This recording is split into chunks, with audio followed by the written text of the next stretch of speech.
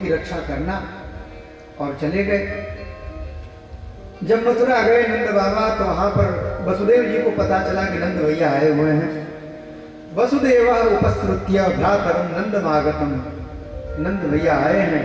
तो वसुदेव जी महाराज नंद बाबा से मिलने के लिए पहुंचे। नंद बाबा ने वार्षिक कर दिया। उसके बाद नंद बाबा भी वसुदेव जी से मिले। मिलते ही दोनों भाई एक दूसरे का आलिंगन किए, एक दूसरे को गले से लगाया और बहुत एक सुंदर दृश्य उपस्थित हुआ। वसुदेव जी कहते हैं कि नंद भैया, भ्रातर मम सुतः कश्चिन मात्रा सह भवत व्रजे, तातं भवन्तं मन्वानो भवद्भ्याम उपलालितः। नंद भैया, मेरा एक पुत्र आपके यहाँ रहता है, तो वह तो आप ही को पिताजी पिताजी कहता होगा, क्योंकि छोटा सा नन्हा सा बालक, उसको क्या पता कि कौन उसका पिता है। वो आपको देखता होगा तो आप ही को पिताजी समझता होगा। तातम भवंतम मनवाना, आपको पिता मानते हुए भवद्भ्याम उपलालित, वो आपका स्नेह पाता होगा। मैं तो उसको स्नेह देने से रहा। मेरी स्थिति ऐसी है कि मैं जा नहीं सकता। अगर मैं जाऊंगा अपने पुत्र से मिलने के लिए तो फिर महाराज कंस उसकी हत्या कर देंगे।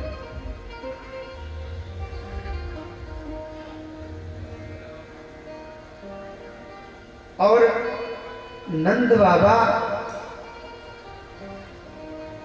से यह भी कहा कि मैंने सुना है कि आपको इस अवस्था में पुत्र रत्न की प्राप्ति हुई है। जब वसुदेव जी नहीं जानते हैं सारी घटनाक्रम, वही पहुंचाए, लेकिन यह कह रहे हैं कि मैंने सुना है कि आपको इस अवस्था में पुत्र रत्न की प्राप्ति हुई है। बड़ा आनंद हुआ है।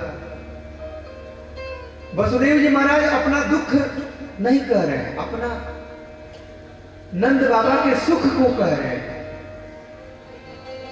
और नंद बाबा अपना सुख नहीं कह रहे हैं वसुदेव जी से, क्योंकि वसुदेव के 6 पुत्रों की हत्या हुई है। ऐसे में अगर अपना सुख कहेंगे तो ये उचित बात नहीं है। अगर हम किसी व्यक्ति के घर जाते हैं, कोई दुखी व्यक्ति है, कोई पीड़ित व्यक्ति है, उसको किसी प्रकार की समस्या है,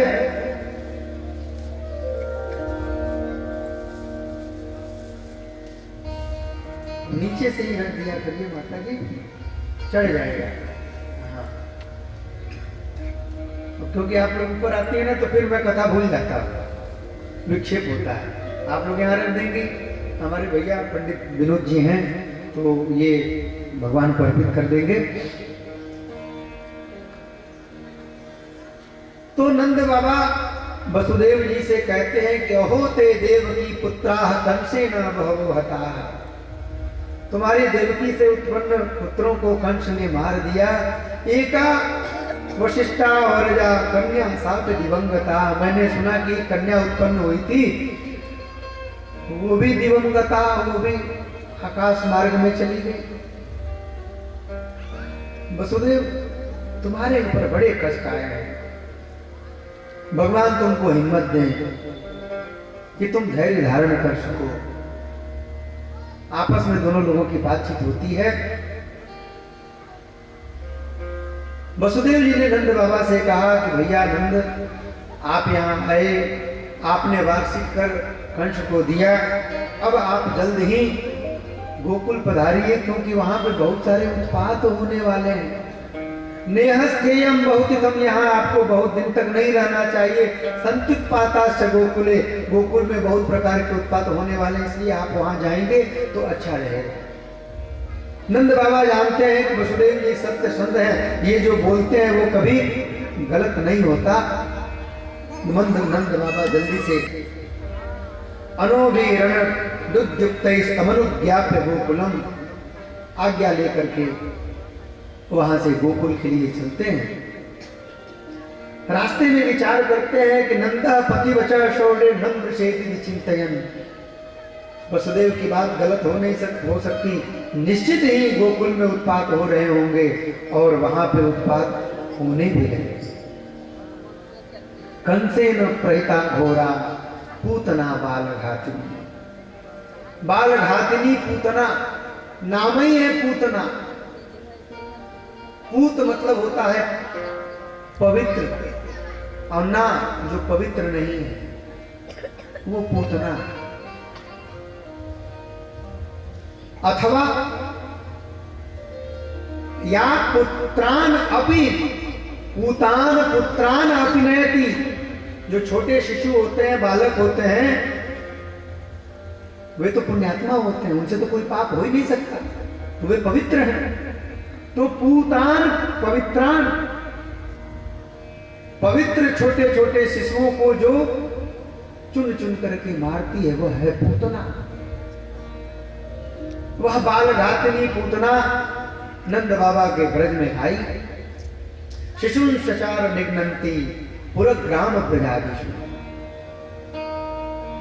जहां जहां छोटे छोटे बच्चों को पाती,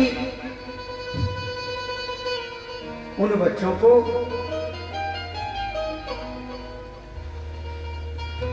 विष मिश्रित अपना दूध पिला करके मार डाला। वह आकाश में उड़ने की विद्या को जानने वाली राक्षसी एक दिन नंद बाबा के ब्रज में आ गई। उसने अपने आप को बड़ा सुंदर सजाया। योषित्वा आत्मनात्मानम, आत्मना आत्मानम, अपने आप को उसने योषित्वा सुंदर स्त्री बनाया। वस्तुतः वह सुंदरी नहीं थी। अरे जो छोटे छोटे बच्चों को मारती हो वो सुंदर कैसे हो सकती है?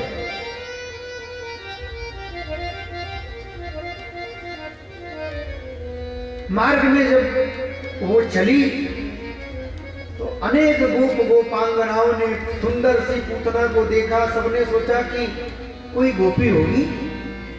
नंद बाबा के यहाँ पुत्र उत्सव हो रहा है, तो यहाँ तो तमाम लोग आ रहे हैं, जा रहे हैं। कहां से कौन आ रहा है, कौन जा रहा है, कौन पूछता है? ये भी होगी कोई? किसी ने उसका नाम नहीं पूछा, किसी ने उसका पता नहीं पूछा। और सुखदेव जी महाराज तो कहते हैं कि गोप्य श्रियम दृष्टु विवागताम पतिम। वो पूतना इतनी सुंदर लग रही थी, इतनी सुंदर लग रही थी, उसने ऐसा सुंदर अपने आप को सजाया था कि गोप गोपांगनाओं ने देखा तो उनको लगा कि ये साक्षात लक्ष्मी देवी भगवान विष्णु से मिलने जा रही है। विष्णु का अवतार हुआ है गोकुल में। गोप्य श्रियम द्रष्टुम इवागताम पतिम। श्रियम, श्रियम लक्ष्मी देवी, पतिम द्रष्टुम, पति को देखने के लिए आई हुई है। वह पूतना मधुर मधुर मुस्कान देते हुए, गोप गोपांगनाओं के मन को हरण करते हुए नंद बाबा के आंगन में पहुंच गई।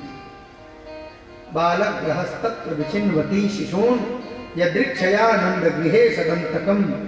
बालक प्रतिच्छन ननिजोरु तेजसम ददर्श तल्पे निमिपाहितम भस्म। पलंग पे सोए हुए बाल कृष्ण को देखा। भगवान ने भी एक बार पूतना को देखा। विबुध्यताम बालक मारिकाग्रहम चराचरात्मा सनिमीलिते क्षणः। चराचरात्मा, चर अचर की आत्मा जो भगवान श्री कृष्ण हैं, जो बाल कृष्ण हैं, उन्होंने अक्षण निमीलित अपने नेत्रों को बंद कर लिया। क्यों बंद कर लिया? विबुध्यताम बालक मारिका ग्रहम, ये बालकों को मारने वाली ग्रह के समान पूतना आई है, ऐसा जान लिया। वृंदावन के संत बहुत सुंदर सुंदर उत्प्रेक्षा करते हैं, उपमा देते हैं, भाव का वर्णन करते हैं। कहते हैं कि भगवान के जो नेत्र हैं ये सूर्य और चंद्रमा के समान है, और यह जो पूतना है ये अविद्या माया है, और कोई अविद्या भगवान के सम्मुख टिक नहीं सकती। भगवान ने सोचा कि ये आई है मुझको मारने के लिए, अगर मैं इसको देखता रहूंगा तो मेरी जो आंखें हैं ये सूर्य और चंद्र हैं, इनके सामने ये अविद्या टिक नहीं सकती, इसलिए अपने नेत्रों को भगवान ने बंद कर दिया। एक संत ने कहा कि भगवान ने आंखों को बंद करके पूतना के पूर्व जन्म को देखा कि इसने पूर्व जन्म में कौन सा सत्कर्म किया है कि ये आज माता के समान मुझे अपना दूध पिलाने के लिए आई है। पूर्व जन्म में पूतना राजा बलि की बहन थी, और जब उसने वामन भगवान को देखा, सुंदर से गोल मटोल वामन भगवान को, तो उसको बहुत अच्छे लगे वामन भगवान, और उसने मन ही मन कहा कि ऐसा ही अगर एक सुंदर सा बालक मेरा होता तो कितना अच्छा होता।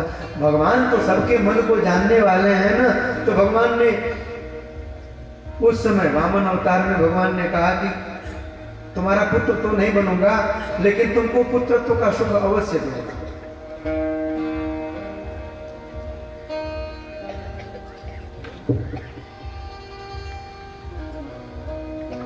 तो भगवान ने यह दिया।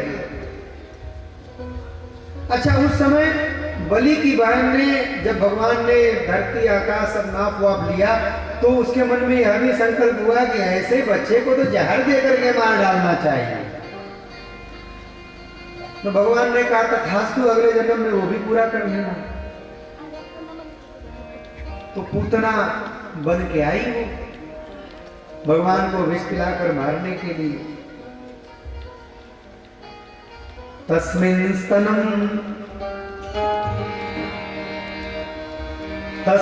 स्तनं दोर्जरवीर्यमुल्बणम्।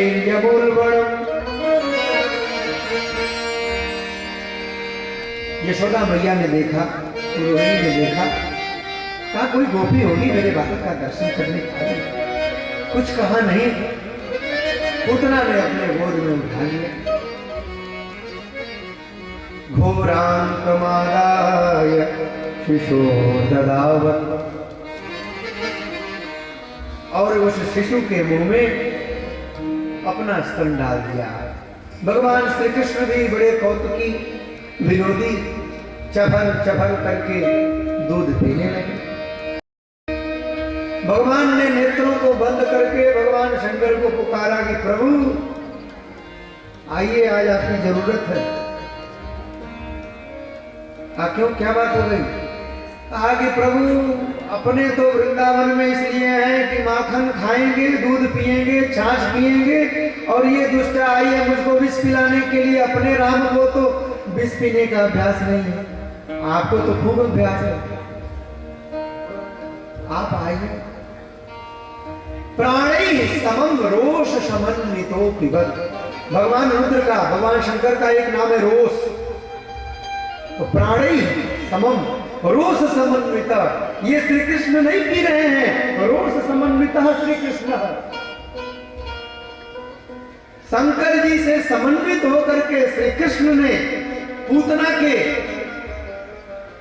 विष मिश्रित स्तन को पिया। अब जब भगवान उसके दूध को पीने लगे, धीरे धीरे लेकर के रोहिणी मैया, यशोदा मैया घर के अंदर चली गई, काम करने लगी, और ये पूतना आंगन से बाहर निकली, घर की ड्योढ़ी से बाहर निकली, बाहर आकर के दूध पिलाते पिलाते आगे चलने लगी। अब जब भगवान श्री कृष्ण ने संकल्प कर लिया कि इसको अब मुक्ति दे देते हैं, तो बड़ी तेजी से खींच खींच के दूध पीने लगे, और अब पूतना को कष्ट होने लगा। पूतना को जब कष्ट होने लगा तो पूतना छुड़ाने का प्रयत्न करने लगी। अरे बेटा, कितना दूध पियोगे? जितना तुमने पिया उतना ही तुम्हारे लिए पर्याप्त है। छोटे से तो नन्हे से बालक हो, कितना दूध पियोगे? अब छोड़ दो, अब छोड़ दो। सा मुंच मुंचाल नमित प्रभाषण। वह पूतना कहने लगी, मुंचा मुंचा मुंचा मुंचा, छोड़ो छोड़ो छोड़ो। सा मुंच मुंचालमित प्रभाषिणी लेकिन भगवान श्री कृष्ण ने कहा कि अरे मौसी जी, आपको मामा जी ने भेजा है। बकासुर कंस मामा का मित्र है, उस नाते से आप हमारी मौसी भई। तो मौसी जी, मौसी भी तो माँ के समान होती है ना, इसीलिए उसको मौसी कहते हैं। माँ सी है इसलिए मौसी है। अब ये अलग बात है कि माँ की कोई उपमा नहीं होती, क्योंकि माँ कभी माँ नहीं होती। माँ कभी उपमा हो ही नहीं सकती, वह उप नहीं होती, वो हमेशा प्रधान होती है। माँ जो सुख देती है, माँ जो स्नेह देती है, माँ जो वात्सल्य देती है, वह सुख वह वात्सल्य कोई नहीं दे सकता। मौसियां थोड़ी समानता में, इसलिए उनको मौसी कहा जाता है। कहा मौसी जी आप छोड़ने को कह रही हो, हम तुमको पकड़ने थोड़े आए थे, तुम्ही ने हमको पकड़ा था। और अब जब तुमने मुझे पकड़ लिया तो हमने भी तुमको पकड़ लिया। अपने राम पकड़ना जानते हैं, छोड़ना ठीक है। बैठे तिवारी जी। सामुंच मुंचालमिति प्रभासिनी निष्पीड्यमानाखिल जीव वर्मणि। बार बार कहे छोड़ दो छोड़ दो छोड़ दो। जब किसी बालक को नजर वजर लगती है, माताएं तो खूब जानती हैं, बच्चों को तो खूब नजर लगती है ना, 6 महीने साल भर तक तो खूब लगती है। तो बार बार नजर झड़वाना पड़ता है, रविवार को मंगलवार को झड़वाते हैं। तो उसमें जो नजर झाड़ने वाले लोग होते हैं मंत्र पढ़ते हैं और उसमें बोलते हैं मुंच मुंच पूतने, मुंच मुंच पूतने। अब पूतना सोच रही है कि जब पंडित जी लोग जब नजर झाड़ते हैं, जब तांत्रिक लोग नजर झाड़ते हैं, तो वो बोलते हैं मुंच मुंच पूतने, तो नजर उतर जाती है। पूतना छोड़ देती है। और ये बालक ने तो मुझे ही पकड़ रखा है, यही मुझे नहीं छोड़ रहा है। तो वो कह रही है कि हे बेटा छोड़ दो, छोड़ दो बेटा छोड़ दो। सामुंच मुंचालमिति प्रभाषिणी, छोड़ दो बेटा छोड़ दो, पर्याप्त दूध तुमने पी लिया। लेकिन भगवान कहाँ छोड़ने वाले हैं। इतना दूध पिया कि पूतना का असली स्वरूप प्रकट हो गया। 6 कोष का उसका शरीर हो गया। 6 कोष मतलब 12 किलोमीटर, इतनी ऊंची, इतने बड़े बड़े पैर उसके कि जब वहां से वो दुखी हुई, पीड़ित हुई, तो वहां से जब वो भागने लगी तो गोकुल के कितने घरों को रौंद डाला उसने, तोड़ डाला। भगवान ने भी कहा कि मौसी जी आपको यहाँ नहीं मारूंगा, यहाँ आप मरेंगी तो फिर बड़ी समस्या हो जाएगी। आप चलो मामा जी के बगीचे में, कंस का बगीचा था 6 कोस का, वहां भगा करके भगवान श्री कृष्ण ले गए। और वहां पर पूतना विवृत्य नेत्र उलट गए पूतना के, ऐसा दूध पिया। विवृत्य नेत्रे चरणों भुजाओं को, बार बार अपने चरणों को भुजाओं को फेंक रही है। छोड़ दे बेटा छोड़ दे। प्रसन्न गात्रा क्षिपति रुरोध, रोने लगी पूतना कि कहां मैंने इसको पकड़ लिया, अब तो इसने ही मुझे पकड़ लिया, अब मेरी जान बच जाए यही कठिन है। भगवान ने पूतना को ले जाकर के कंस के बगीचे में उसका उद्धार कर दिया। पद्मानो पितद्देह स्त्री गभ्युत्यंतरद्रुमा। 3 गभ्युति, 3 दूनी 6 कोष। 1 गभ्युति का मतलब 2 कोष। 6 कोष का जो बगीचा था, वहां उस बगीचे में गिरी पूतना और आंख उलट गई और पूतना का अच्युतम केशवम राम नारायणम हो गया। बोलिए बालकृष्ण भगवान की जय। चूर्णयामास राजेंद्र महदासीत बुद्धुतम।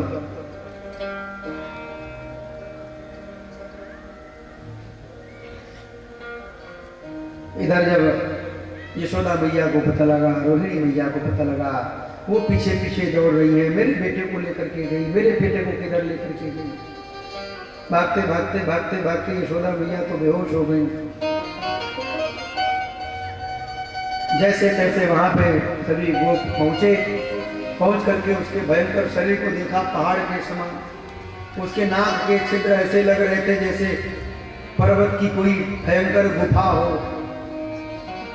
उसके मोटे मोटे केस मोटे मोटे रस्से के समान, जैसे तैसे केसों को पकड़ करके सीढ़ी लगा करके उसके ऊपर चढ़े गोप, चढ़ करके बाल कृष्ण को उतार करके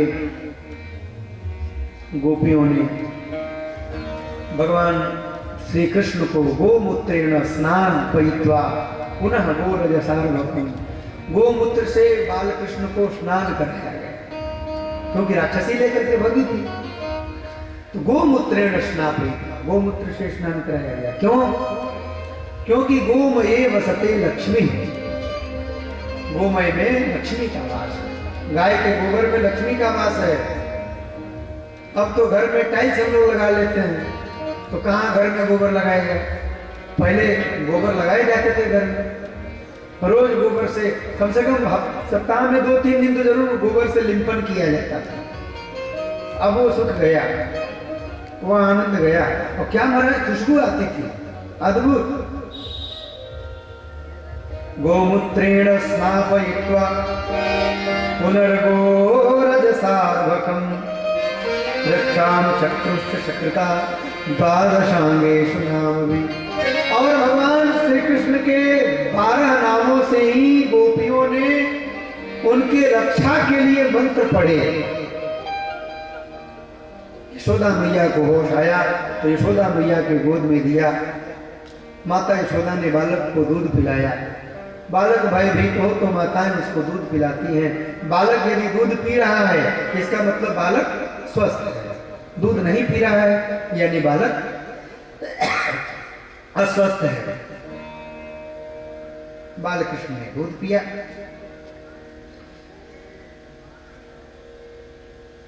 पाययित्वा स्तनं माता सन्निवेशयदात्मजं, लेकर के बालक को घर में गई। इधर नंद बाबा गोकुल में आए। नंद बाबा को सारी जानकारी मिली, गोपों को साथ में लिया, कुल्हाड़ी उल्हाड़ी लेकर के जा करके इतना भयंकर शरीर, उसके शरीर के कई टुकड़े किए गए। पूतना के कई टुकड़े करके, तो लकड़ी की तो व्यवस्था भगवान ने पहले ही कर दी थी, लकड़ियों को लाने की आवश्यकता नहीं थी, लकड़ियां वहां विद्यमान थी। और फिर पूतना के शरीर को जलाया गया। दह्यमानस्य देहस्य धूमश्चागुरु सौरभः, जब उसके शरीर को जलाया गया तो पूतना के शरीर से बड़ी सुंदर सुगंध आने लगी। धुएं में अगर जो होता है, चंदन की लकड़ी जो होती है, इन सब चीजों की सुगंधी आने लगी। सुखदेव जी महाराज कहते हैं कि पूतना लोक बालग्नि राक्षसी रुधिराशना, ये राक्षसी थी, लोक बालग्नि थी, छोटे छोटे बच्चों को मारने वाली थी। जिघांसयापि हरये, भगवान को मारने के उद्देश्य से गई थी। स्तनम दत्वाप सदगतिम, और इसलिए भगवान को दूध पिला करके सदगति प्राप्त कर। फिर कहते हैं तुम किम पुनः श्रद्धया भक्त्या, फिर श्रद्धा और भक्ति के साथ हम जो कुछ भी बाल कृष्ण को अर्पित करते हैं, समर्पित करते हैं, फिर उसका कितना अधिक फल हम लोगों को मिलेगा।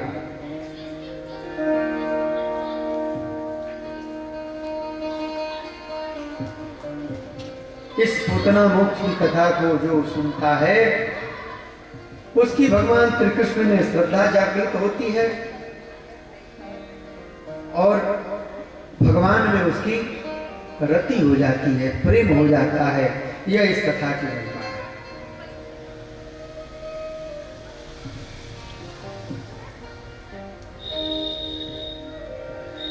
धीरे धीरे समय व्यतीत हो रहा है, भगवान की बड़ी सुंदर सुंदर लीलाएं होने वाली हैं। परीक्षित जी महाराज कह रहे हैं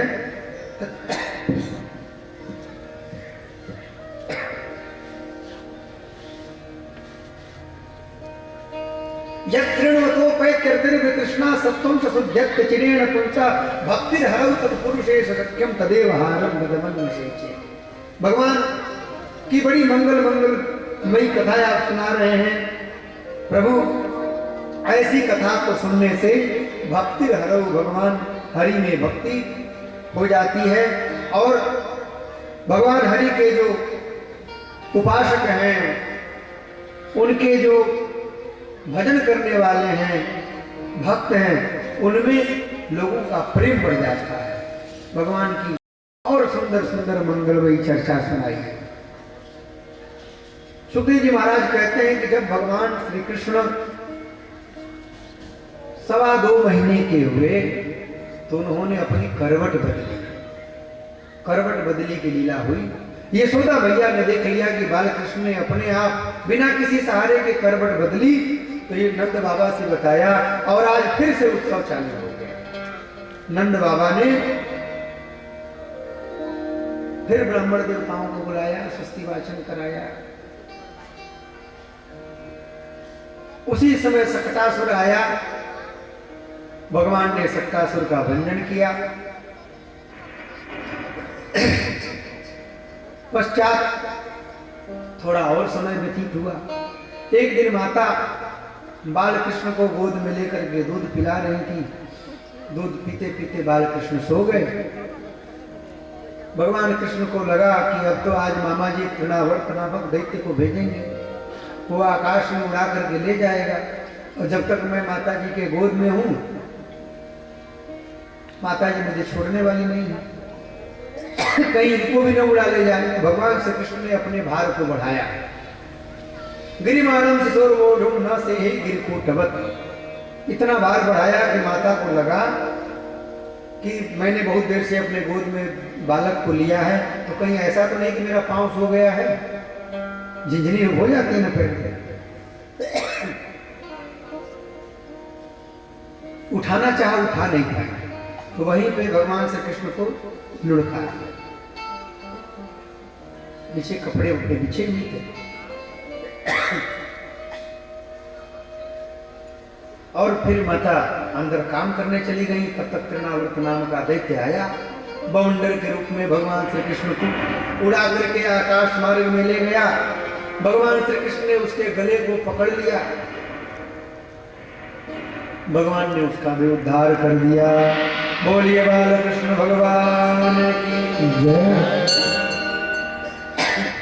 जिन लोगों ने इस घटना को देखा उन लोगों ने कहा, अहो बतात्यद्भुतमेष रक्षसा बालो निवृत्तिम गमितोभ्यगात् पुनः।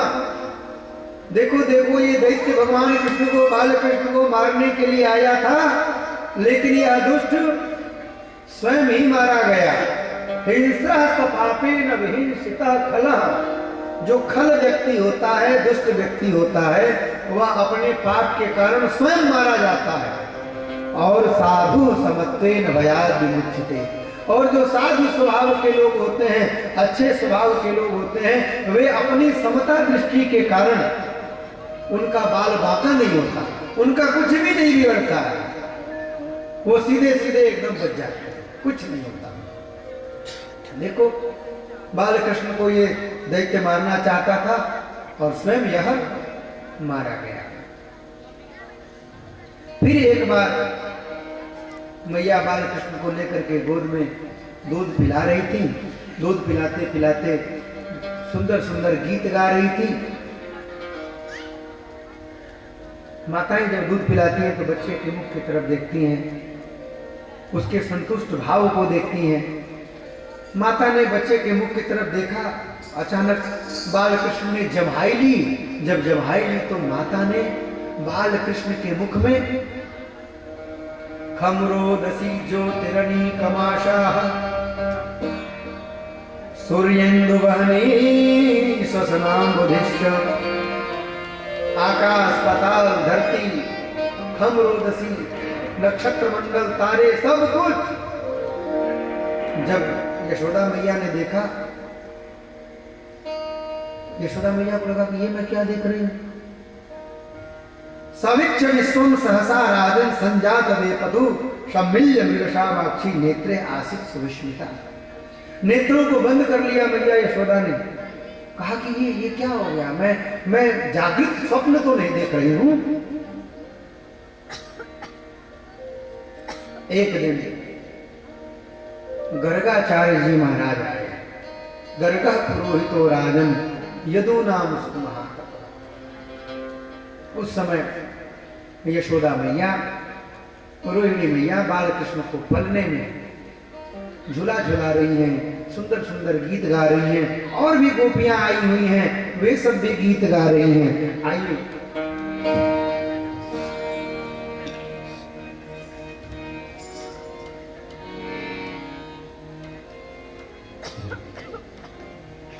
पलने में झूले नंदलाल, झूला हो रे सखियों, पलने में झूले नंदलाल, झूला हो रे सखियों, पलने में झूले नंदलाल, झूला हो रे सखियों, पलने में झूले नंदलाल, पलने में झूले नंदलाल, झूला हो रे सखियों, सफल नीलम सललना, चंदन सफल नीलम सललना, सफल नीलम सललना, चंदन सफल नीलम सललना, जगमग हीरों की माँ झूला झूला झूला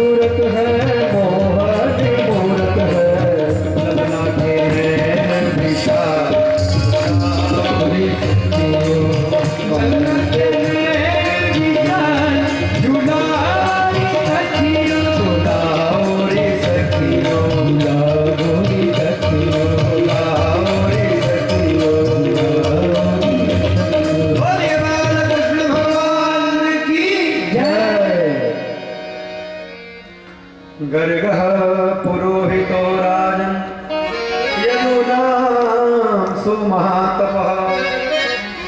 बड़े ही तपस्वी ऋषि है गर्गाचार्य जी महाराज। वसुदेव जी ने इनको भेजा। ब्रजम जगामनंदस्य वसुदेव प्रचोदितः।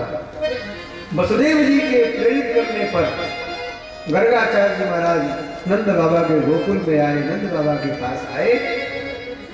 नंद बाबा ने जब देखा तम दृष्ट्वा परमपिता प्रत्युत्थान कृतांजलि, जैसे साक्षात भगवान ही आ गए हो।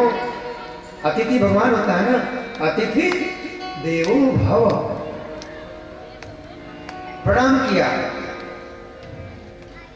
पाद्यर्घ्य आत्मनीय आदि विधि से उनकी पूजा की, उनको सुंदर आसन पे बिठाया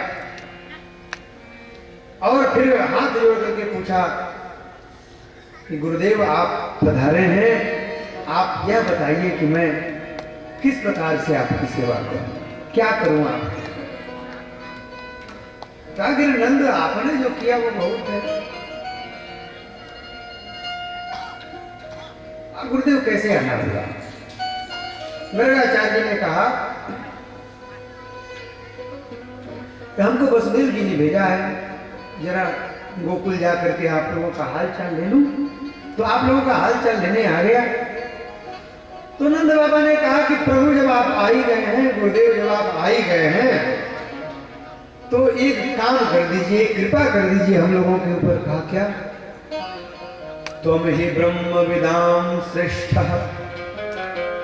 आप ब्रह्मवित्त हैं। ब्रह्मवित्त का मतलब ब्रह्म ही है वित्त जिसका, ब्रह्म ही है धन जिसका। आप ब्रह्म को जानने वाले हैं और ब्रह्म को जानने वाले लोगों में आप श्रेष्ठ हैं। त्वम ही ब्रह्मविदाम श्रेष्ठ संस्कार कर तुम अर्हसि। मेरे जो बालक हैं, छोटे छोटे बालक दोनों, खेल रहे हैं। बालयोर अनयोर नृणाम, अनयो हो बालयो हो, ये जो दोनों मेरे बालक हैं इनका संस्कार कर दीजिए। जन्मना ब्राह्मणो गुरु, ब्राह्मण तो जन्म से ही गुरु होता है, और आप आ गए हैं, आप इनका नामांकरण संस्कार कर देंगे तो बड़ा अच्छा हो जाएगा। गर्गाचार्य जी ने कहा कि देखो नंद बाबा, यदु नाम हम आचार्य, मैं यदुवंशियों का आचार्य हूं, आपके आचार्य तो सांडिल्य महर्षि हैं। यदु नाम अहम आचार्य ख्यातश्च भविष्यवतः, पूरे धरती लोक में ये बात सब लोग जानते हैं। सुदम मया संस्कृतम ते, यदि मैं आपके बच्चों का संस्कार करूंगा तो मन्यते देवकी सुतम, तो लोग यह जान जाएंगे कि ये जो आपके पुत्र हैं ये आपके पुत्र नहीं है, ये फिर देवकी के पुत्र हैं। अगर मैं इनका नामांकरण संस्कार करूंगा तो लोग ये समझेंगे कि ये देवकी वसुदेव के पुत्र हैं, फिर समस्या प्रारंभ हो जाएगी। नंद बाबा ने कहा कि आप गुरुदेव उसकी चिंता मत करिए। अलक्षित रहसी माम कई रपी गोब्रजे, ये जगह जो है बहुत गुप्त है, यह स्थान बहुत गुप्त है, यहाँ पे सबका आना जाना वर्जित है। जब से हमारे यहाँ कई उत्पात हुए, एक राक्षसी आई, फिर एक बार वो सकट में एक जो है दैत्य प्रकट हुआ, फिर एक तृणावर्त तालाब का दैत्य आया, तब से मैंने लोगों का आना जाना बंद करवा दिया। अब बिना मेरी आज्ञा के कोई यहाँ आ नहीं सकता, इसलिए यह स्थान अत्यंत गुप्त है। अलक्षित रहस्य, रहस्यमय स्थान नहीं है, सब नहीं आ सकते। माम कई रपि गोब्रजे कुरुद्ध जाति संस्कार स्वस्ति वाचन पूर्वकम, और गुरुदेव बहुत अधिक ताम झाम फैलाने की जरूरत नहीं है। सर्वतो भद्र मंडल बनाओ, पंचांग पूजन करो, नवग्रह पूजन करो, कलश स्थापन करो, ये सब बहुत कुछ करने की आवश्यकता नहीं। गुरुदेव आप ब्रह्मविद हैं, ब्राह्मण देवता हैं, आप उत्तम ब्राह्मण हैं। आप यदि केवल स्वस्ति वाचन कर देंगे और स्वस्ति वाचन करके हमारे बच्चों का संस्कार कर देंगे, इतनी से हमारा काम हो जाए।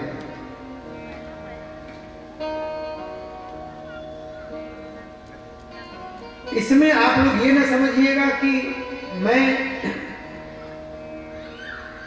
या जो बड़ी बड़ी पूजा होती हैं, अनुष्ठान होते हैं, इसका मैं विरोध कर रहा हूं।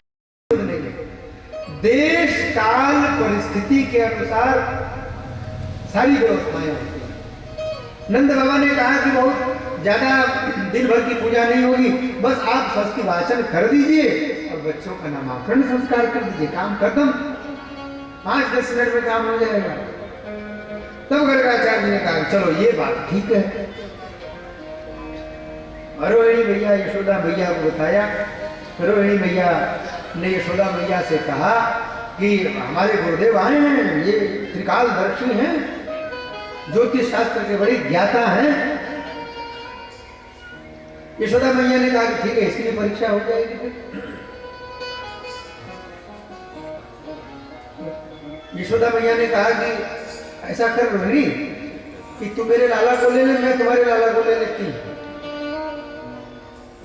तो रोहिणी मैया ने बाल कृष्ण को ले लिया, यशोदा मैया ने बलराम जी को ले लिया। दोनों को लेकर के पहुंची गर्गाचार्य जी के सम्मुख। गोष्ठ में, गौशाला में गर्गाचार्य जी महाराज स्वस्ति वाचन कर रहे हैं। जब दोनों माताएं बच्चों को लेकर के पहुंची, यशोदा मैया के गोद में कौन है? बलराम जी महाराज। रोहिणी मैया के गोद में कौन है? बालकृष्ण। देखते ही गर्गाचार्य जी ने कहा, यशोदा अयम ही रोहिणी पुत्रो, तुमने जिस बालक को अपनी गोद में लिया है ये तुम्हारा लाला नहीं है। अयम तू रोहिणी पुत्रो, ये तो रोहिणी का पुत्र है।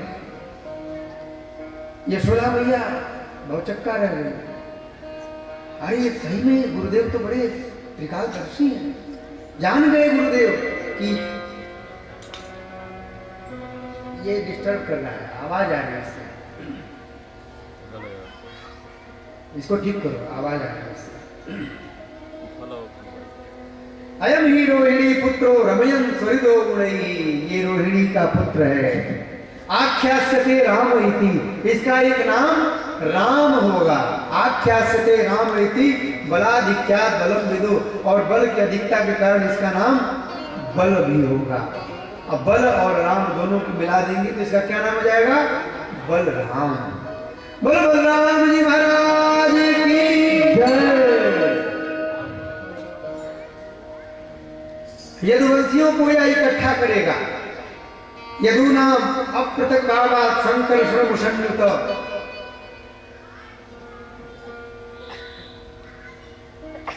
इसका एक नाम संकर्षण भी होगा। पुनः भगवान बालकृष्ण का भी नाम रखा, और कहते कहते कहते कहते गर्गाचार्य जी महाराज एक ऐसी बात कह गए कि नंद बाबा चौंक गए। गर्गाचार्य जी ने कहा कि प्रागयम वसुदेवस्य क्वचित् जातस्तवात्मज, ये जो सांवले वर्ण वाला है, गौर वर्ण के बलराम जी हैं, ये जो श्यामल वर्ण वाला है, प्रागयम वसुदेवस्य, ये वसुदेव जी का पुत्र है। नंद बाबा क्या कह रहे हैं महाराज? तो एक शब्द जोड़ दिया, प्राग, पहले। प्रागयम वसुदेवस्य, ये पहले वसुदेव जी का पुत्र था। प्रागयम वसुदेवस्य क्वचित् जातस्तवात्मज, अब ये तुम्हारा पुत्र बन करके आया है, इसलिए वासुदेव इति श्रीमान, वसुदेव का पुत्र पहले यह रह चुका है, इसलिए इसका एक नाम वासुदेव होगा। बोलिए वासुदेव भगवान की जय। वासे वासे तिष्ठति इति वासुदेव, जिसका हर स्थान पे वास हो वह वासुदेव है। कहा बहुनि संति नामानि, इनके बहुत सारे नाम हैं, होंगे। विष्णु सहस्त्र नाम में ही 1000 नाम है, फिर गोपाल सहस्त्र नाम में 1000 नाम है। ये विष्णु सहस्त्र नाम, गोपाल सहस्त्र नाम सब एक ही है, अलग अलग नहीं है। आपकी रुचि के अनुसार, भगवान तो भक्तों की रुचि के अनुसार न प्रकट होते हैं। आपको कौन से भगवान अच्छे लगते हैं? आपको जो भगवान अच्छे लगते हैं, भगवान वही आप के लिए बन जाते हैं। जिसको राम जी अच्छे लगते हैं उसके लिए राम बन जाते हैं, जिसको कृष्ण जी अच्छे लगते हैं उसके लिए कृष्ण बन जाते हैं। भगवान भक्तों के रुचि के अनुसार अवतार ग्रहण करते हैं। प्रागयम वसुदेवस यह क्वचित् जातस्तवात्मज वासुदेव इति श्रीमान अभिज्ञा संप्रचक्षते बहूनि सन्ति नामानि रूपाणि च सुतस्यते। बहुत सारे इनके नाम होंगे, बहुत सारे रूप होंगे। गुण कर्मानुरूपाणि, गुण और कर्म के अनुरूप गायों का पालन करेंगे, इसलिए इनका एक नाम गोपाल पड़ेगा, गोविंद नाम पड़ेगा। गौ कहते हैं इंद्रियों को, जो इंद्रियों के समूहों की रक्षा करे। गोह पातीति गोविंदः, जो गायों की रक्षा करे, जो इंद्रियों की रक्षा करे, उनको गोविंद कहा जाता है। तो गुण कर्मानुरूपाणि तान्यहं वेद नो जना, उनको मैं जानता हूं, सब लोग नहीं जानते। एक अर्थ यह भी निकल सकता है तान्यहं वेद नो, मैं खुद ही उनको नहीं जानता हूं। कुतः जना, तो और दूसरे लोग क्या जानेंगे? अब व्याकरण के पंडित तो नया नया नया नया सब अर्थ निकालते रहते हैं। कहा कि नंद, यह जो बालक हैं ये हर प्रकार से गोकुल की रक्षा करेंगे, सबकी रक्षा करेंगे, और हर प्रकार के कष्टों से तुम सबको मुक्ति दिलाएंगे। इसलिए तस्मान् नन्दात्मजोऽयं ते नारायण समो गुणैः, यह जो बालक है गुण में भगवान नारायण के समान है, इसलिए श्रिया कीर्त्यानुभावेन गोपायस्व समाहितः, खूब समाहित मन से इसकी रक्षा करो। भगवान के अनेक नाम हो गए। अब भगवान धीरे धीरे और बड़े हुए। अब बकैया बकैया भगवान चलते हैं, ये दोनों जो है बकैया बोलते हैं उसको, जो माँ माँ होकर के चलते हैं, घुटना और इसके सहारे भगवान चलते हैं, बलराम जी चलते हैं। बड़ा सुंदर दृश्य हो रहा है। चलते हैं, आंगन में खेलते हैं, पैरों में नूपुर बंधे हुए हैं, माता ने पैजनी बांध दिए हैं, रुंझुन की आवाज घर में होती रहती है। ये नूपुर इसलिए, ये पैजनी इसलिए माताएं बांध करके रखती है ना बच्चों को कि बच्चा किधर है पता चलता रहेगा, माताएं अपना काम भी करती रहेंगी। तो बाल कृष्ण इधर जाते हैं, झुन झुन झुन झुन झुन झुन झुन झुन झुन झुन झुन होता रहता है। तो एक दिन बाल कृष्ण घर की ड्योढ़ी पर जो देहली होती है, पहले तो काठ की देहली बनती थी, तो बड़ी ऊंची ऊंची देहली बनती थी। अब भगवान कृष्ण काठ की देहली पर चलते चलते चलते चलते काठ की देहली पर पहुंचे और वहां पहुंच करके उसी पर अटक गए। ऊपर से नारद जी महाराज देख रहे थे। नारद जी महाराज ने जब इस लीला को देखा तो कहा, धन्य हो ठाकुर, दुनिया के लोगों को लटकाए रहते हो, आज नंद बाबा के ड्योढ़ी पर खुदे लटके हुए हो, न उधर जा पा रहे हो न इधर आ पा रहे हो।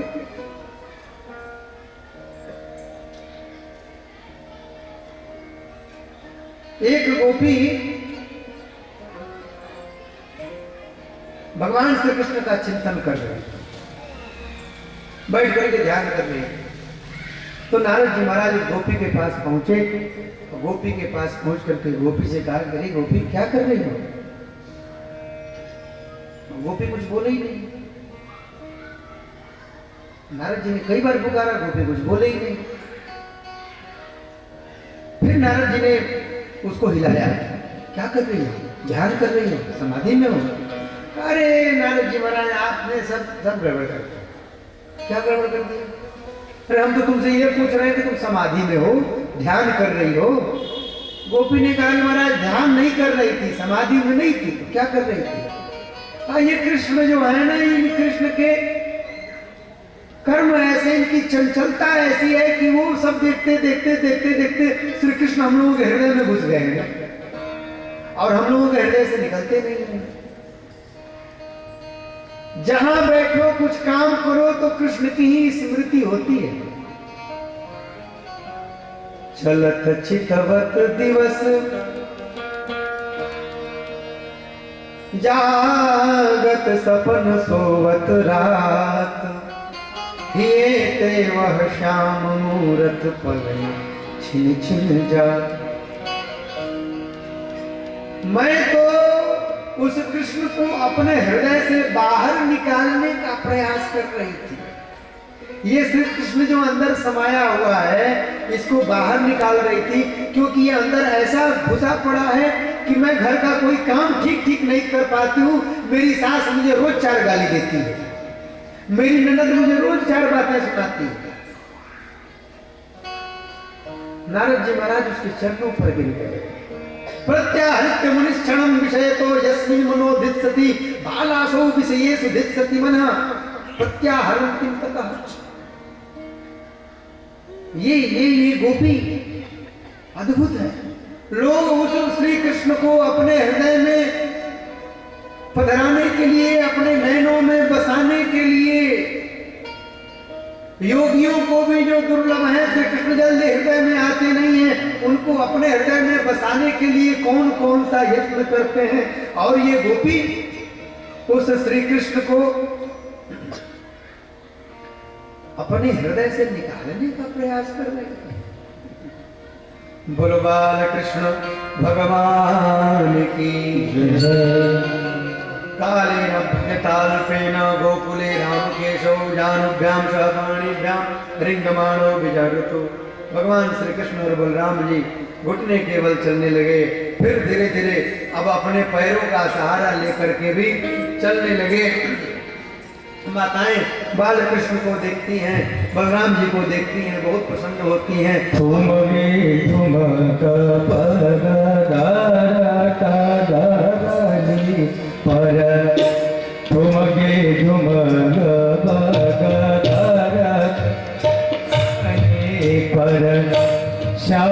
सुंदर बनवारे हरत मन श्याम सुंदर बनवारे हरत मन ठुमगे डुमगे भगधर धर देवर ठुमगे डुमगे भगधर धर देवर ठुमगे डुमग भगधर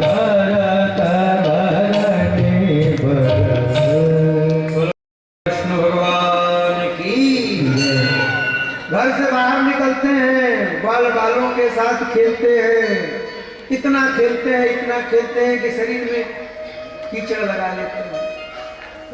पहले तो ये लोग धूल भूतरित हो जाते तो माताएं आती, माताएं देखती तो इनका धूल वूल झाड़ती, फिर नए वस्त्र पहनाती। अब भगवान बालकृष्ण बलराम जी महाराज शरीर में गोष्ठ में खेलते हैं, गौशाला में खेलते हैं, तो गायों का जो गोबर है, जो गायों के मूत्र से सना हुआ है, उसको शरीर में लपेट लेते हैं। और माताएं देखते हैं तो माताएं कहती हैं कि अरे कृष्ण बलराम क्या करते हो तुम लोग, हम तुमको सुंदर सुंदर बनाती हैं कि सुंदर दिखो, और तुम लोग ये कीचड़ लगा करके फांक लगा करके चले जाते हो। पंकाभिषिक्त सकला एवं विलोक्य दामोदरम वसति वदति कोपवशाद यशोदा तुम सुकरो। माताएं कुपित होती है, माता कुपित होकर कहती है कि लगता है कि तुम पिछले जन्म में सुअर थे। भगवान कृष्ण कहते हैं कि माता जी आपने एकदम सही फरमाया, मेरा ये तो अवतार सुकर अवतार भी हो गया है। बोल भगवान की तुम सुकरो सिकत जन्मनि पूतना रे, हे पूतना के शत्रु, लगता है कि तुम पिछले जन्म में सुकर थे। खेलत रार मचावत धावत गावत कृष्ण सखा संग भैया, मचावत धावत गावत कृष्ण सखा संग भैया, श्री यमुना पंख में लोटी बनवती अद्भुत नंद की कैया, खींच सनु बिलचो हंसी के, खींच सनु किलचो हंसी के, लकी के करी कोप सहेली मैया, मैं अब जान सुमान गई गत जन्म को सुकर है तो कन्हैया, मैं अब जान सुमान गई गत जन्म को सुकर है तो कन्हैया। मुझे लगता है कि तुम पिछले जन्म में सुअर थे, इसीलिए तुम एकदम अपने आप को ऐसा बना लेते हो। भगवान श्री कृष्ण माता को अपनी दंतावली दिखा देते हैं, मुस्कुरा देते हैं, माता प्रसन्न हो जाती हैं, फिर से श्री कृष्ण को स्नान ध्यान कराती हैं, सुंदर बनाती हैं, और फिर भगवान श्री कृष्ण बाल बालों के साथ खेलते हैं। भगवान माखन चोरी की लीला करते हैं। अब माखन चोरी वाली लीला आप लोगों को सुनाएंगे नहीं, आज नहीं, इस बार नहीं सुनाएंगे। इसलिए नहीं सुनाएंगे कि समय नहीं, 9:30 बजे कथा को विश्राम भी देना है। कल बहुत विलंब हो गया था, रात को 12:30-1 बज गए सोते सोते। आप लोग भी कह रहे होंगे पंडित जी आज बहुत टाइम लगा दिए, अगर इतना आज इसीलिए संख्या कम हो गई। हाँ आप देख लीजिए संख्या कम हो गई। तो हम इस संख्या को देख करके हम भी निर्णय कर ले, नहीं 9:30 बजे तक सुनाएंगे। हाँ लेकिन श्री कृष्ण समय सेवा समिति के आयोजनकर्ताओं से एक निवेदन जरूर करेंगे कि भविष्य में अगर कभी हमारी कथा कराएं, तो ये दूसरी मैं भागवत यहाँ कर रहा हूँ, एक बार राम कथा भी हमने की है, तो अगली बार अगर आयोजन करें तो भागवत कथा नाम न दे, श्री कृष्ण कथा नाम, तो उससे हम केवल आप लोगों को दशम स्कंद सुनाएंगे, अर्थात हम आप लोगों को केवल श्री कृष्ण जी की कथा 7 दिन सुनाएंगे, अब खूब आनंद से सुनाएंगे, 7 दिन में सुनाएंगे। और मुझे लगता है कि 7 दिन में आपको पूरी दशम स्कंद हम नहीं सुना पाएंगे, 90 अध्याय है हमारा। तो एक कभी आयोजन हो, आयोजन समिति के लोगों से हमारा निवेदन है, सब अपने ही है, तो कभी आगे कथा कराइएगा अगर, तो उस कथा का नाम दीजिएगा श्री कृष्ण कथा।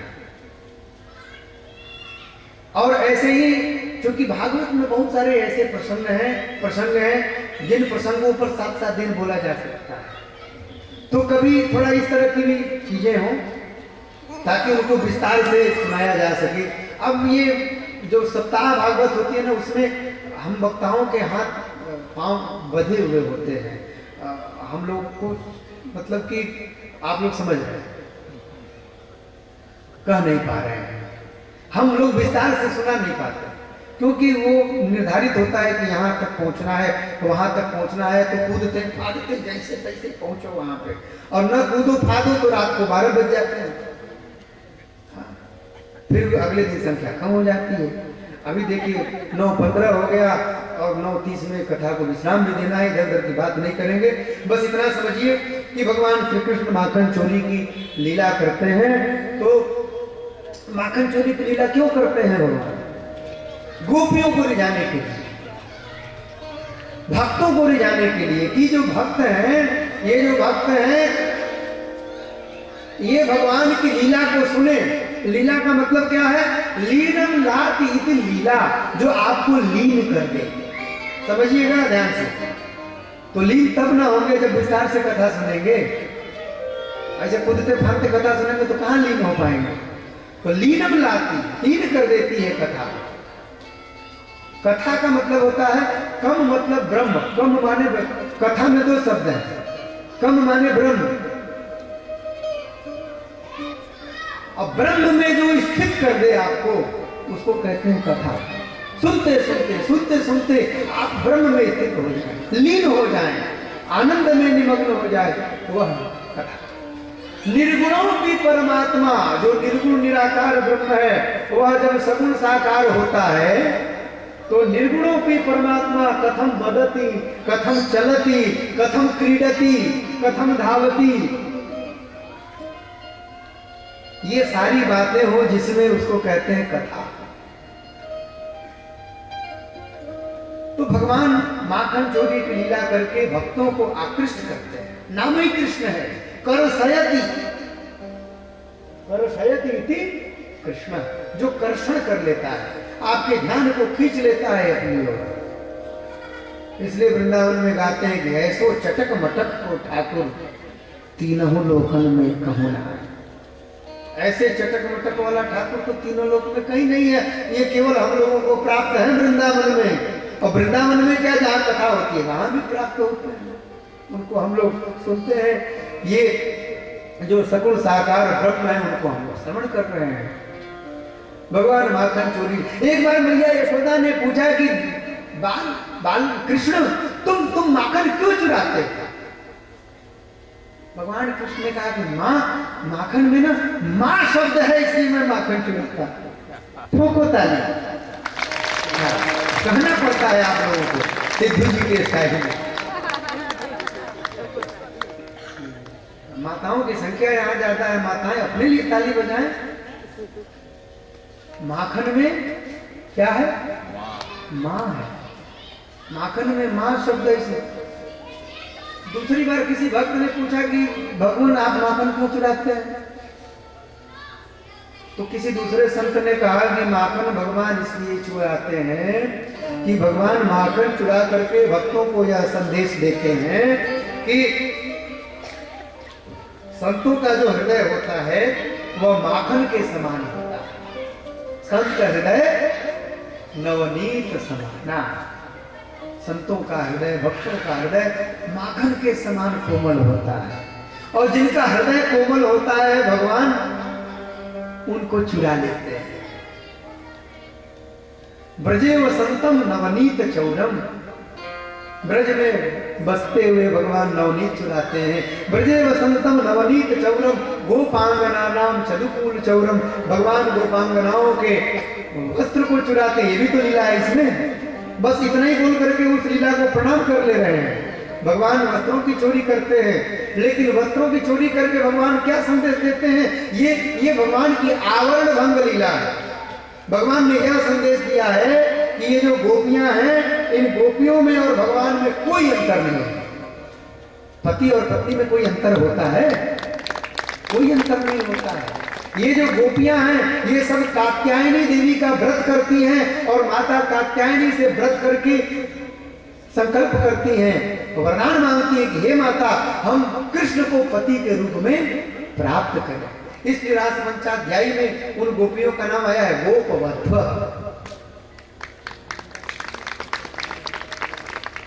उन सबसे भगवान कृष्ण का विवाह हुआ है गोकुल की गुप्त लीला में।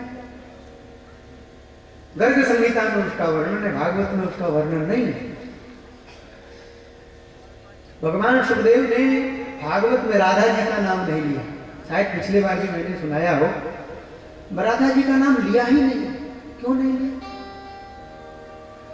क्योंकि सुखदेव जी की गुरु है और गुरु का नाम नहीं लिया जाता है। आत्म नाम गुरु नामो नामाति कृपणस्य, अपना नाम गुरु का नाम और किसी कंजूस व्यक्ति का नाम नहीं लेना चाहिए, पाप लगता है। आत्म नाम गुरुर नामो नामाति कृपणस्य च श्रेयस्कार्ये नगरीणी या ज्येष्ठापत्य कलत्रयो, बड़े पुत्र का भी नाम नहीं लेना चाहिए और पति पत्नी को उसके नाम से न पुकारे, पत्नी भी अपने पति को नाम से न पुकारे। एक सज्जन एक घर पे आए और पहले तो बेल तो लगे नहीं होते थे, पहले वो दरवाजे पर सीकड़ हुआ करते थे, तो सीकड़ को बजाया तो अंदर से आवाज आई कौन, तो बताया फलाने। तो सज्जन ने पूछा कि हरिहर लाल जी हैं? सीकड़ बजा, हरिहर लाल जी हैं? तो अंदर से आवाज आई कि वो नहीं है। अरे हरिहर लाल जी हैं? वो नहीं है। हरिहर लाल जी हैं? कहा ना वो नहीं है। तो उसने कहा कि मैं वो ये थोड़े पूछ रहा हूँ, मैं पूछ रहा हूँ हरिहर लाल जी हैं कि नहीं। कहा कि विदेश से आए हो। अरे भाई हमारे देश में, हमारी व्यवस्था में, हमारे संस्कृति में पति का नाम नहीं लिया जाता है। तो आत्मनाम गुरु नामो नामाति कृपणस्य च। सुखदेव जी महाराज राधा जी का नाम नहीं लेते क्योंकि राधा जी उनके गुरु हैं। दूसरा एक और कारण है, सुखदेव जी महाराज जब एक बार राधा नाम लेते हैं तो 6 महीने की समाधि में चले जाते हैं। राधिका नाम मात्रेण मूर्छा स्थान मासिकी भवे। राधिका नाम लेने मात्र से सुखदेव जी को 6 महीने की मूर्छा हो जाती है, समाधि हो जाती है। नोक्ता भागवते शास्त्रे, इसलिए भागवत शास्त्र में राधा जी का नाम नहीं लिया। क्यों? परीक्षित ही कारणा, 7 दिन में ही परीक्षित जी को मुक्ति प्रदान करना है। अगर अपने गुरु का नाम ले लेंगे तो फिर समाधि में चले जाएंगे, फिर परीक्षित जी का मोक्ष नहीं हो पाएगा। इसलिए राधा, किंतु इस प्रकार मेहंदी के पत्तों में, मेहंदी होती है आप लोग लगाती है ना उसको, अब तो वो सारा सिस्टम नहीं चला है। पहले हम लोग छोटे थे तो घर से भेज दिए जाते थे कि फलाने जगह पे मेहंदी जाओ तोड़ के लाओ, तो हम लोग जाते थे मेहंदी तोड़ के लाते थे माताओं के लिए, बहनों के लिए। अब तो सब बना बनाया आ रहा है। तो यथा प्रियंगु पत्रेषु, मेहंदी के पत्तों में लालिमा होती है। यथा प्रियंगु पत्रेषु गूढ़ मारुण्यम दृश्यते, जिस तरह मेहंदी के पत्तों में लालिमा छिपी रहती है, उसी तरह तथा भागवते शास्त्रे राधिका तत्त्वविद् दृश्यते।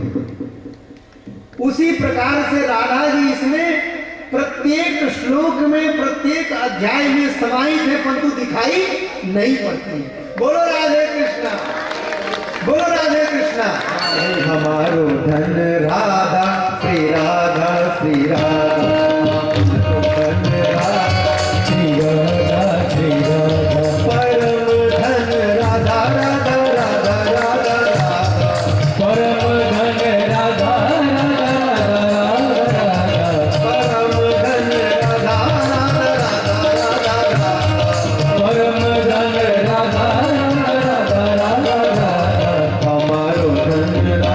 श्री राधा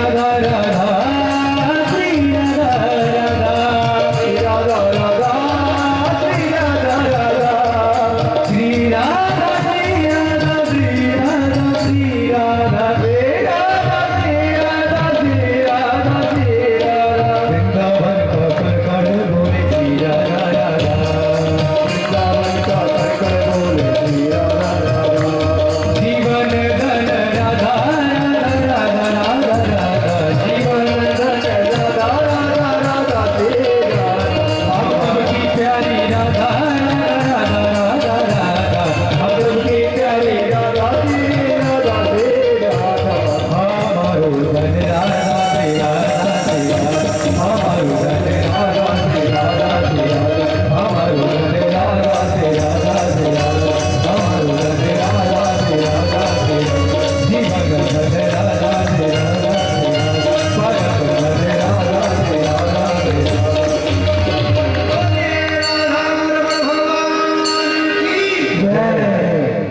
भगवान माखन चोरी की लीला करते हैं, भगवान मृद भक्षण लीला करते हैं। बड़ा गूढ़ गूढ़ रहस्य छुपा हुआ है मृद भक्षण लीला में। भगवान पुनः दधि मंथन लीला भगवान की होती है। भगवान यमलार्जुन का उद्धार करते हैं। प्रबल के प्रेम के पाले पड़कर प्रभु को नियम बदलते देखा, अपना मान भले कर जाए जन का मान बदलते देखा।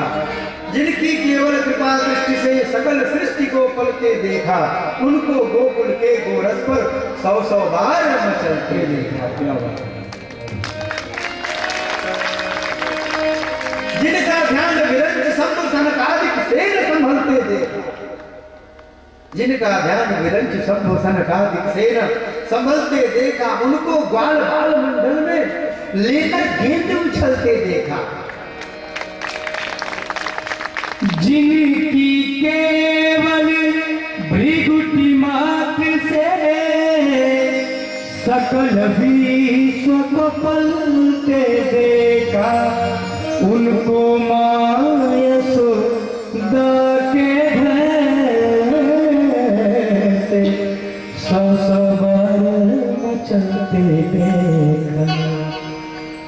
जिनके चरण कमल कमला के करतल से न निकलते देखा।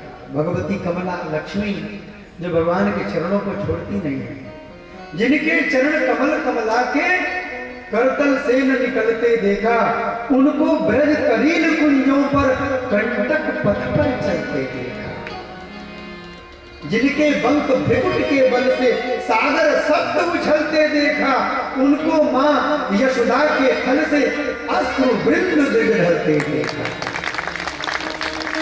ऐसी लीला भगवान करते हैं कि उनकी लीला को सुनकर के व्यक्ति को समाधि देते हैं। और शेष गणेश महेश दिनेश सुरेश हो जाहे निरंतर शेष महेश दिनेश निरंतर गावे जाहे अनादि अनंत अखंड अछेद अभेद सुवेद बसावे। नारद से सुख व्यास रचे, नारद से सुख व्यास रचे, पचिहार कहूँ पर पावन पावे आही गई की चोरिया छठिया भर छठ पे नाचे नचावे। आही गई की चोरिया छठिया भर छठ पे नाचे नचावे। छठिया भर छाछ पे नाच नचावे। छाछ पिलाने का वादा करके गोपियां भगवान कृष्ण को नचाती हैं, गवाती हैं। कहती है कि कृष्ण तुम एक गाना सुनाओगे ना, एक गीत सुनाओगे ना, तो तुमको हम माखन खिलाएंगे। भगवान कृष्ण माखन के लालच में गीत सुनाते हैं। फिर मांगते हैं कि चलो अब माखन खवाओ। तो गोपी कहती है कि अरे कृष्ण संगीत के 3 अंग होते हैं, गायन वादन और नृत्य। संगीत रत्नाकर में वर्णन है, गीतम वाद्यम तथा नृत्यम त्रयम संगीतम उच्यते। गायन वादन और नृत्य। तुमने तो केवल गायन किया है, जब थोड़ा नाच के दिखाओ। तो भगवान माखन के लालच में नाच करके दिखाते हैं। तब गोपी कहती है जरा बंसी बजा करके सुनाओ। भगवान बंसी बजा करके सुनाते हैं, गोपियां उनको माखन खिलाती हैं। भगवान फल बेचने वाली पर कृपा करते हैं। फल बेचने वाली, फल ले लो, फल ले लो, फल ले लो। भगवान कृष्ण सुनते हैं, फल वाली के पास आते हैं, कहते हैं कि अरे माता मुझे भी फल दोगी। जो संपूर्ण विश्व का फल है, निगम कल्प करोड़ गलितम फलम, वो दूसरे से फल मांग रहा है। देखो ये वृंदावन की लीला है। आप क्यों नहीं दोगी बेटा? कैसे दोगी? का कुछ अनाज हो तो गया। भगवान कृष्ण दौड़ करके घर में जाते हैं, जा करके धान अपने अंजलि में भरते हैं, दौड़ करके आते हैं, सारा का सारा धान गिर जाता है, 2-4 धान बस बचते हैं, वो ले जा करके तो फल विक्रयणी के पास देते हैं। फल विक्रयणी बाल कृष्ण के रूप को देख करके निहाल हो जाती है। ढूंढ लियो अपने प्रभु को जो लाल अमोलक लाखन में, प्रभु के में नरमी जितनी उतनी नरमी नहीं माखन में। छवि देखत ही मैं तो छाक रही, मेरो चित्त चुराए यो छिन में। जियरे में बसो, हियरे में बसो, पिया प्यार बसो मेरी आंखन में। भगवान उसके ऊपर भी कृपा करते हैं। बाद में जब वो वस्त्र हटा करके देखती है तो उसके टोकरी में आनंद, हीरे मोती जवाहरात, सुंदर सुंदर चीजें। यमराजन का भगवान उद्धार करते हैं, वत्सासुर और बकासुर का उद्धार करते हैं भगवान। पुनः सारे वृंदावनवासी विचार, गोकुलवासी विचार करते हैं कि यहाँ पर नाना प्रकार के उपद्रव हो रहे हैं, इसलिए हम लोगों को इस स्थान को छोड़ देना चाहिए। उपनंद जी के कहने पर नंद बाबा, बाल कृष्ण आदि समस्त गांव के लोगों को लेकर के वृंदावन में जाकर के वास करते हैं। वृंदावन के वास को मर्म न जाने को, जहाँ डाल डाल और पात पात पर श्री राधे राधे हो। बोल राधा रमण भगवान की जय। अगासुर को भगवान मोक्ष प्रदान करते हैं। विधि के देवता हैं ब्रह्मा जी महाराज। ब्रह्मा जी ने भगवान बालकृष्ण को जूठन खाते हुए देखा तो ब्रह्मा जी को लगा कि अरे ये कैसा ब्रह्म है जो जूठन खाता। ब्रह्मा जी विधि विधान के देवता है ना, नियम कानून के संविधान के देवता है। विचार करने लगे ये ब्रह्म जो निर्गुण निराकार सगुण साकार होकर के प्रकट होता है, तो वह ब्रह्म जूठन खाता है, ऐसा कहीं होता है। बछड़ों को चुरा लिए, ग्वाल बालों को चुरा लिए, और भगवान कृष्ण साल भर तक, 1 वर्ष तक जैसे जैसे जो ग्वाल बाल थे, जैसे जैसे जो बछड़े थे, सब बन करके भगवान लीला करते रहे साल। बाद में ब्रह्मा जी आए और ब्रह्मा जी ने आकर के भगवान से क्षमा मांगी है। नौ विद्यते ब्रह्मकुशे तडिदंबराय गुंजावतंस परिपिक्षल सन्मुखाय। प्रार्थना करते हैं ब्रह्मा जी की प्रभु उच्छेपुरम गर्भगतस्य पादयो किम कल्पते मातुरधोक्षजास्ते। प्रभु आप हमारे लिए हमारी माँ हैं। ब्रह्मा जी कहते हैं आप मेरी माता के समान है।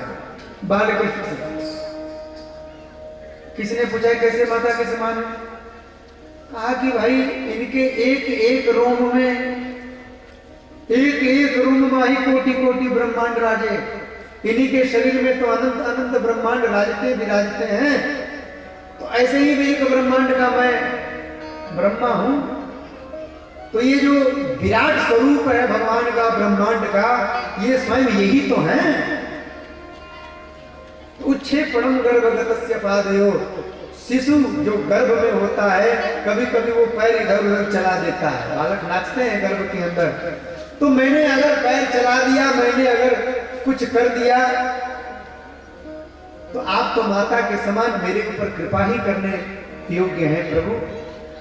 बालक जब गर्भ में पैर इधर उधर फेंकता है तो माता प्रसन्न होती है कि मेरा शिशु सुरक्षित है। मैंने भी कुछ ऐसा कर दिया। किम कल्पते मात्र धोक्ष जाकर से फिर भगवान की 3 परिक्रमा करके वहां से ब्रह्मा जी ब्रह्मलोक जाते हैं। कहते हैं अहो भाग्यम नंद गोप प्रजोकशाम। ये नंद बाबा कि ब्रज में रहने वाले जो गोप गोपांगनाएं हैं, गोप कन्याएं हैं, धन्य भाग्य है इनका।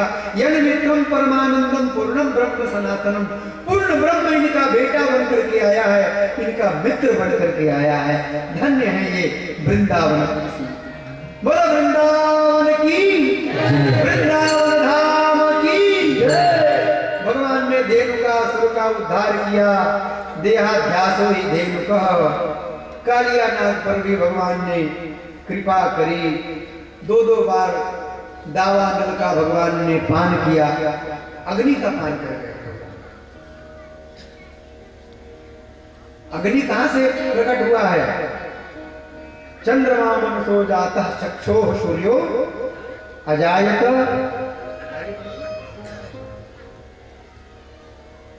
ब्राह्मणों से मुखमासीत बाहु राजन्यः कृता ऊरु तदस्य यद वैश्यः पद्याम शूद्रो रजायत। मुखाद अग्नि रजायत। भगवान के मुख से ही तो अग्नि की उत्पत्ति हुई है, तो भगवान ने यदि अग्नि का पान कर लिया तो फिर कौन सी बड़ी बात है? भगवान ने 2-2 बार अग्नि का पान कर लिया। कालियानाग पर कृपा की, प्रलंबासुर पर कृपा की भगवान ने। देखिए भागते जा रहे हैं, वर्षा ऋतु का वर्णन है, शरद ऋतु का वर्णन है, पश्चात वेणु गीत का वर्णन है। भगवान ने सुंदर वेणु निनाद किया है, बांसुरी बजाई है, बांसुरी बजाई आज रंग शो मुरारी। ब्रह्मा जी जो है समाधि भूल गए, शंकर जी समाधि भूल गए। अप्सराओं ने नृत्य करना बंद कर दिया, गंधर्वों ने गायन विद्या भुला दी। ऐसी स्थिति हो गई। भगवान ने सुंदर वेणु निनाद किया है। यह एक ऐसा प्रसंग है कि केवल ये वेणु गीत 3 घंटे तक अगर कही जाए तो कम पड़ जाए। बहुत दिव्य प्रसंग है, लेकिन ये सब प्रसंग इसलिए कहे जाते हैं कि भक्त की भगवान में प्रीति हो जाए, प्रेम हो जाए। हम लोग भगवान के गुणों को सुनेंगे तभी तो उनमें प्रेम होगा। भाई लड़की लड़का का ब्याह तय होता है, अच्छा एगो ब्याह होता है, तो विवाह होता है। विवाह होता है वह जिसमें वाह वाह होता है। लड़के पक्ष वाले विवाह वाह कर रहे हैं, लड़की पक्ष वाले विवाह वाह कर रहे हैं, लड़की पक्ष वाले लड़के वालों की प्रशंसा कर रहे हैं, अरे लड़के वाले बड़े अच्छे वाह वाह वाह वाह। और लड़की पक्ष वाले बड़े अच्छे, बहुत बढ़िया खवाया, बहुत बढ़िया खिलाया, बड़ी बढ़िया व्यवस्था की। उसको कहते हैं विवाह। आई वो होता है ब्याह, जो में आह निकले, कौन है ब्याह है? लड़की वाले कहते हैं कि लड़के वालों ने तो हमारा कर्जे में डाल दिया।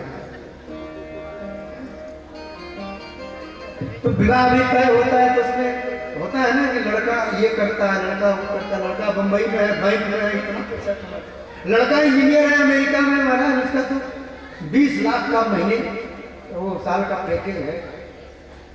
तो उसके गुणों को सुनते हैं तभी तो विवाह तय करते हैं। तो हम लोगों को भी तो भगवान से विवाह करना है, तो भगवान के गुणों को सुनेंगे तभी तो उनसे प्रेम होगा। तो ये सब कथाएं हैं। गोपियों के श्रीहरण का सुंदर प्रसंग। यज्ञ पत्नियों के ऊपर भगवान ने कृपा की है। एक बार भगवान श्री कृष्ण ने देखा कि नंद बाबा के ब्रज में, वृंदावन में खूब ढेर सारे पूरे पकवान, मिठाइयां आदि बन रही हैं। तो भगवान कृष्ण ने पूछा कि बाबा ये सब क्या हो रहा है, क्या बनाया जा रहा है? तो नंद बाबा ने बताया, बेटा कृष्ण, इंद्र देवता वृष्टि करते हैं और उससे घास, कोमल कोमल हरे हरे घास उत्पन्न होते हैं। हम लोग कृषि करते हैं तो सुंदर फसलें उत्पन्न होती हैं। तो उसके बदले में हम लोग वर्ष में एक बार इंद्र देवता को बलि प्रदान करते हैं, उनके लिए यज्ञ करते हैं। तो उसी के लिए ये पूरे पकवान मिठाइयां बन रही हैं, उनको हम लोग भोग लगाएंगे। तब भगवान कृष्ण ने विरोध किया। भगवान कृष्ण ने कहा कि बाबा, इस संसार में नाना प्रकार का जगत प्रकृति के गुणों से उत्पन्न होता है। रजगुण से प्रेरित मेघ स्वयं सर्वत्र वृष्टि करते हैं, सब जगह बारिश होती है और उसी से प्रजा का पालन पोषण होता है और हमेशा होता रहेगा। इसमें इंद्र की क्या भूमिका है? ये तो सब प्रकृति का ये चक्र है। सागर से उठा बादल बनकर, बादल से गिरा बरखा होकर, फिर नदियां बनी, नाले बने। ये चक्र है सृष्टि का। इसमें इंद्र देवता का क्या काम है? फिर सुझाव दिया भगवान बालकृष्ण ने कि बाबा हम लोगों को चाहिए कि हम लोग गिरिराज गोवर्धन जी की पूजा करें, क्योंकि हम लोगों के लिए प्रत्यक्ष देवता गिरिराज गोवर्धन जी ही हैं। सबने पूछा कैसे? कृष्ण ने कहा गिरिराज गोवर्धन जी के तलहटी में हम लोगों की गैयाएं चरती हैं, और गैयाएं वहां पे चरती हैं तो बढ़िया दूध देती हैं। दूध देती हैं तो उस दूध को हम लोग नगरों में बेचते हैं, शहरों में बेचते हैं, तो उससे धन की प्राप्ति होती है, उससे हम लोगों की सारी व्यवस्था चलती है। तो आप बताओ कि हम लोगों का देवता गिरिराज गोवर्धन है कि इंद्र है? दो श्लोक की व्याख्या करके और इस प्रसंग को विश्राम देंगे आज यहीं पे। भगवान कृष्ण ने कहा कि बाबा कर्मणाज सब लोगों के सुनने योग्य है, माताएं बहन जो पढ़ने वाले विद्यार्थी हैं उनके भी सुनने योग्य है।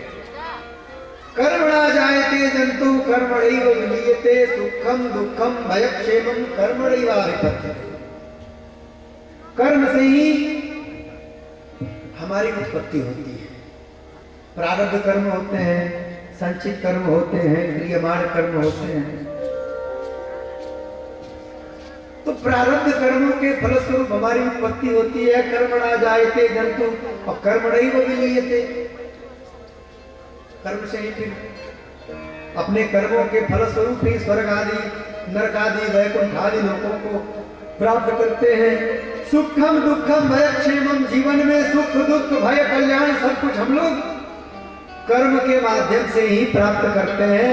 तो भगवान श्री कृष्ण कहना यह चाहते हैं कि कर्म ही ईश्वर है, कर्मैव गुरुरीश्वर। इसलिए कर्म अच्छा होना चाहिए। कर्म अच्छा है तो घर ही मथुरा काशी है, और कर्म अच्छा नहीं है तो चारों धाम की यात्रा कर लो, 108 बार नाक बंद करके गंगा जी में डुबकी लगा लो, मानसरोवर की यात्रा कर लो, वो कुछ नहीं होने वाला है, कुछ नहीं होने वाला है, कुछ नहीं होने वाला है। कर्म अच्छा होना चाहिए। भगवान कहते हैं कि अस्ति चेद ईश्वर कश्चित, पूर्व पक्ष और उत्तर पक्ष। मीमांसा में दो पक्ष होते हैं, एक प्रश्न एक उत्तर पक्ष। तो पूर्व पक्ष में कहते हैं कि कोई ईश्वर है क्या? भगवान कहते हैं कि ईश्वर उस पर कुछ नहीं होता है। और ये कौन कह रहा है? स्वयं ईश्वर कह रहा है कि ईश्वर उस पर कुछ नहीं होता है। फिर कहते हैं कि यदि होता है अस्ति चेत, अस्ति चेत यदि होता है, अस्ति चेत ईश्वर कश्चित, यदि कोई ईश्वर नाम का तत्व है तो फल रूप्यन्य कर्मणाम, अन्य कर्मणाम फल रूपी अस्ति। अर्थात ईश्वर कर्मों का फल स्वरूप है, अन्य कर्मणाम फल रूपी अस्ति। और वह ईश्वर करता क्या है? कर्तारम भजते, वो कर्ता के पीछे पीछे चलता है। वह जो ईश्वर है कर्ता का अनुगमन करता है, कर्ता आगे आगे, ईश्वर उसके पीछे पीछे। हम कुछ करेंगे ही नहीं, हम भजन करेंगे ही नहीं, हम भगवान के मार्ग में भगवत पथ में अपने चरणों को बढ़ाएंगे ही नहीं, तो हमें भगवत प्राप्ति होगी कैसे? कर्म है क्या? किम कर्म किम अकर्मेति कवयोप्यत्र मोहिता। क्या कर्म है क्या अकर्म है, इसमें बड़े बड़े ज्ञानी भी मोहित हो जाते हैं। क्या भीष्म पितामह मोहित नहीं हुए? अगर मोहित नहीं हुए होते तो निश्चित रूप से वो कौरवों का पक्ष कभी नहीं लेते, लेकिन मोहित हो गए, समझ नहीं पाए, इसलिए कौरवों का पक्ष लिया। कर्तारम भजते सोपी, वो कर्ता का अनुगमन करता है। न ही अकर्तुर प्रभुरीश, जो व्यक्ति कर्म नहीं करने वाला है उसके पीछे पीछे ईश्वर कभी नहीं चलता। इसलिए नर हो न निराश करो, मन को कुछ काम करो, यानी कर्म करो। कर्म कौन सा कर्म? वेद विहित कर्म। वेदों ने जिन कर्मों को उत्तम माना है वो कर्म करो। वेद कहते हैं भगवान भजन करो, भगवान का ध्यान करो, समाधि का प्रयत्न करो, योग धारण करो, भगवान की पूजा अर्चना करो, ये कर्म है। और जिनका निषेध किया है उनको छोड़ो। भगवान ने कहा कर्मैव गुरुरेश्वर, कृषि गो रक्षवाणिज्यम कुशीदम तुर्यम उच्यते। हम लोग कृषि करने वाले हैं, गो रक्षा करने वाले हैं, ये हम लोगों का कर्म है। हम लोग अपने स्व कर्मण्यभिरता संसिद्धिम लभते पुमान। गीता में भगवान श्री कृष्ण कहते हैं कि अपने अपने कर्मों को करता हुआ मनुष्य सिद्धि को प्राप्त करता है। तो जिसका जो कर्म है वो करे, लेकिन भजन करना बहुत जरूरी है।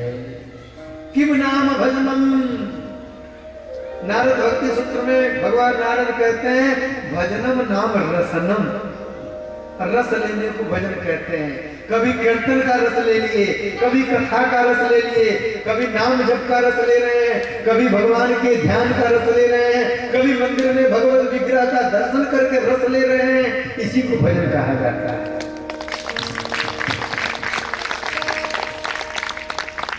भगवान कृष्ण ने कहा कि बाबा, इसलिए हम लोगों के जो देवता हैं वो गिरिराज गोवर्धन जी महाराज है। हम लोग उनकी पूजा करेंगे। तस्माद गवाम ब्राह्मणा नाम अद्रेश्चारभ्यताम मख। अर्थ को ठीक ठीक समझिएगा। तस्माद गावो, तस्माद गवाम यानी गायें, तस्माद गवाम ब्राह्मणा नाम, और अद्रेश्च, अद्रि बने गिरिराज गोवर्धन पहाड़।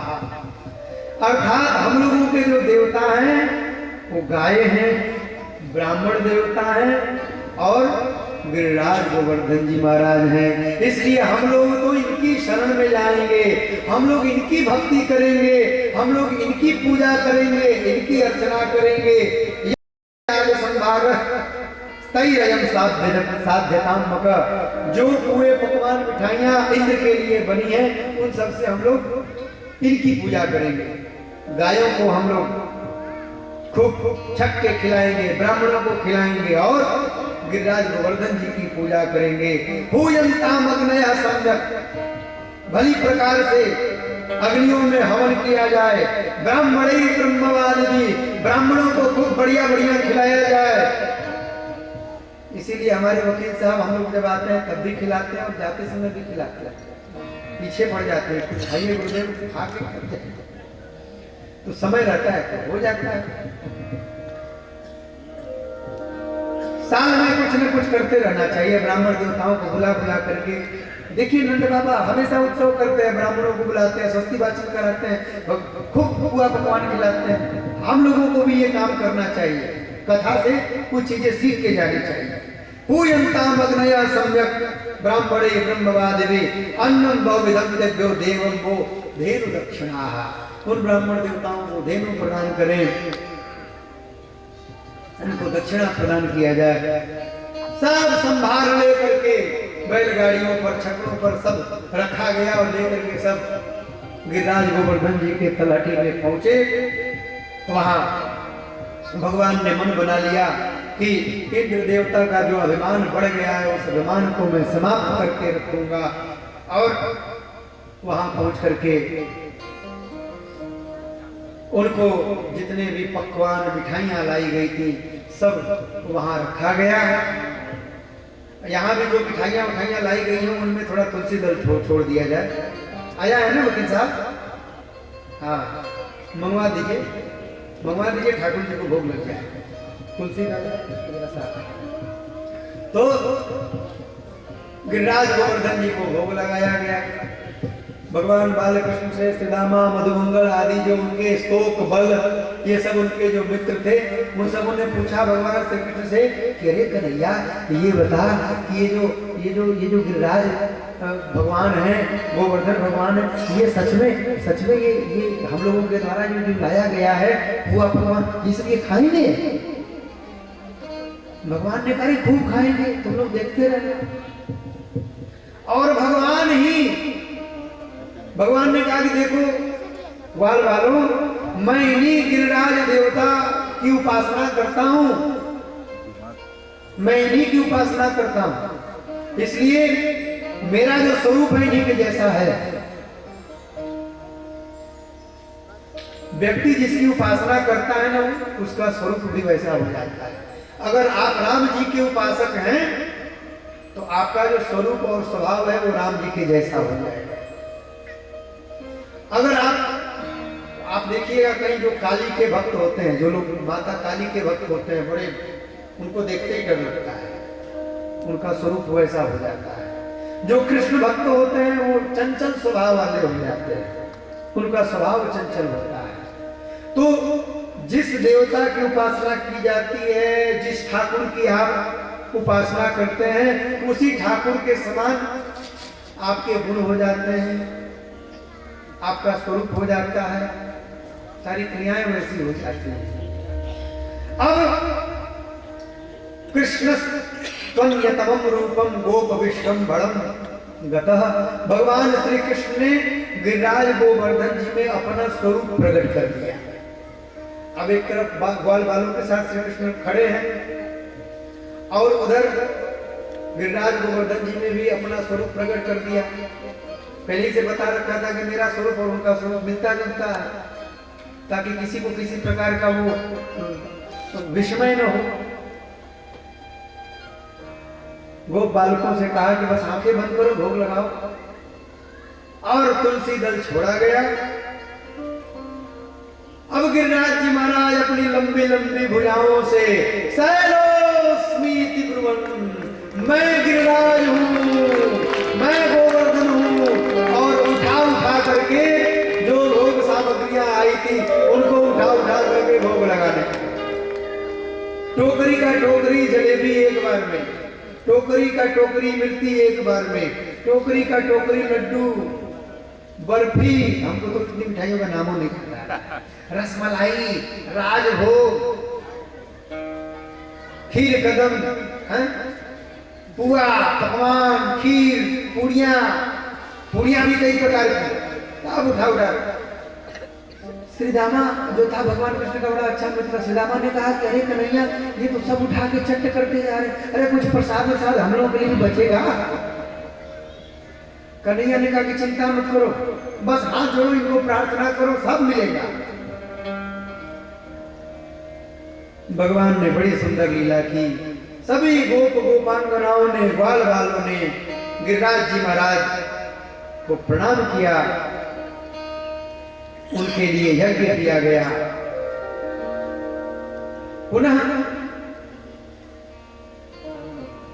उनकी स्तुति पूजा की गई, ब्राह्मण देवताओं को विविध प्रकार के भोजन कराए गए, प्रसाद जैसे का तैसे फिर वैसे रखा हुआ मिला, प्रसाद सबको वितरित किया गया। सब लोग इत्यद्रि गोद्विजमखम वासुदेव प्रणोदिता, भगवान श्री कृष्ण के द्वारा बताया हुआ यथा विधायते गोपा विधि विधान के साथ अर्पित किया गया। फिर स कृष्णा ब्रजम विजयुः, फिर सभी लोग भगवान श्री कृष्ण के साथ ब्रज के लिए प्रस्थान किए। फिर इंद्र को बड़ा कोप हुआ, इंद्र ने कोप किया और कोप करके समवर्तक मेघों को भेजा। मेघ आए, उन्होंने बड़ी वृष्टि की, सारे ग्वाल बाल भगवान बाल कृष्ण के शरण में गए। भगवान श्री कृष्ण की अवस्था 7 वर्ष की है। 7 वर्ष के श्री कृष्ण ग्वाल बालों को लेकर के, गोप गोपांगनाओं को लेकर के गिरिराज जी महाराज के शरण में गए। कहा कि जिन गिरिराज जी महाराज की हमने पूजा की है, वही गिरिराज जी महाराज हम लोगों की रक्षा करेंगे। जा करके प्रार्थना किया, प्रार्थना करके उनको उठाया, गिरिराज जी महाराज उठ गए, उनको अपने बाएं हाथ की कानी उंगली पर धारण किया। 7 दिन तक उठाए रहे। इंद्र के भेजे गए सामवर्तक मेघ बारिश कर करके थक गए। इंद्र ने वायरस किया, मेघों ने कहा कि महाराज हम लोग वर्षा कर करके थक गए, अब कुछ नहीं होने वाला, वृंदावन कुछ नहीं दिखा। तब इंद्र को लगा कि ये जो श्री कृष्ण है ये वास्तव में परम पुरुष परमात्मा है, अपनी गलती का बोध हुआ। भगवान श्री कृष्ण ने गिरिराज जी को पुनः पधराया। इधर सुदामा जो था वो हाँफ रहा था। सुदामा जो था वो हाँफ रहा था। तो मधुमंगल ने पूछा क्या बात हो गई, क्यों हाँफ रहे हो?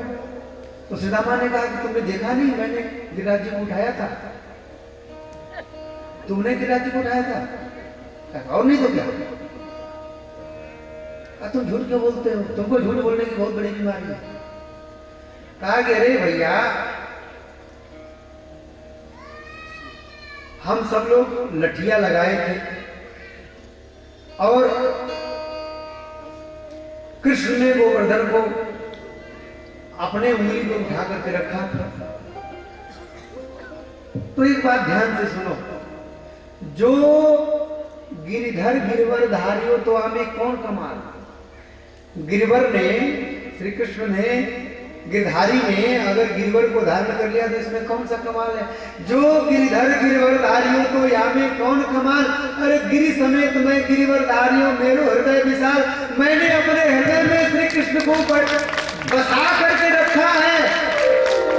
उस श्री कृष्ण को, इस गिरधारी को जिसने अपने कांगी उंगली पे गिरिराज जी को धारण किया है, उसको मैंने अपने हृदय में रखा है। तो बताओ सारा भार मेरे ऊपर था कि नहीं?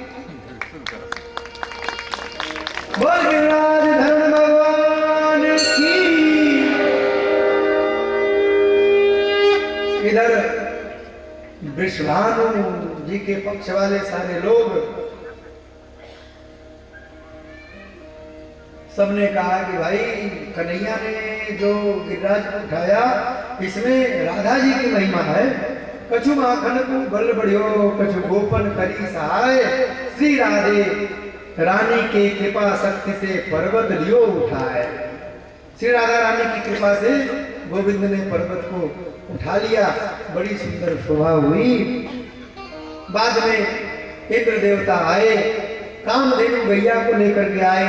इंद्र देवता जानते थे कि अकेले जाऊंगा तो भगवान मेरे ऊपर इतने नाराज होंगे कि कामधेनु सामने रहेगी तो ये कामधेनु मेरी रक्षा कर लेगी। कामधेनु को लेकर के आए। कामधेनु ने भगवान श्री कृष्ण के ऊपर अपने दुग्ध से अभिषेक किया है। पुनः इंद्र देवता ने क्षमा मांगी है। भगवान कृष्ण ने इंद्र देवता को कहा कि जाओ अपने अधिकार में स्थित रह करके अपने कर्म को करो, अपने कर्तव्य को करो।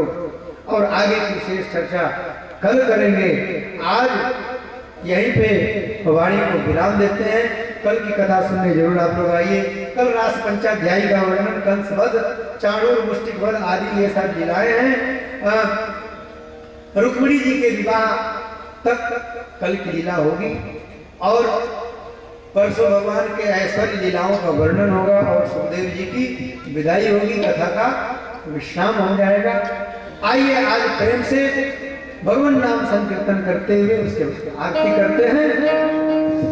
गिरिराज धरण प्रभु तुम्हारी शरण। गिरिराज धरण प्रभु तुम्हारी शरण।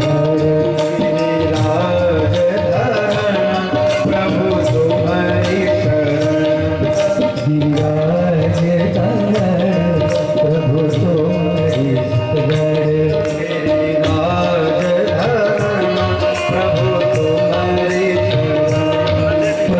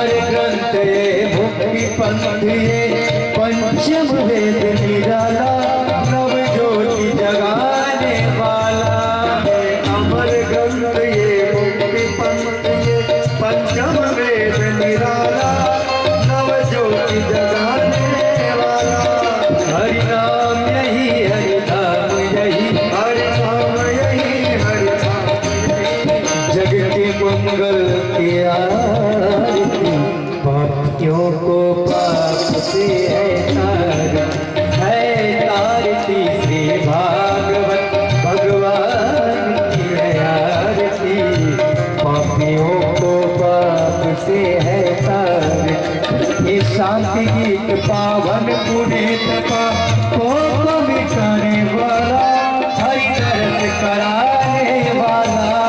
ये शांति गीत पावन पुनीत पाप मिटाने वाला, हरि दर्श कराने वाला। यह सुख करनी यह दुख हरनी,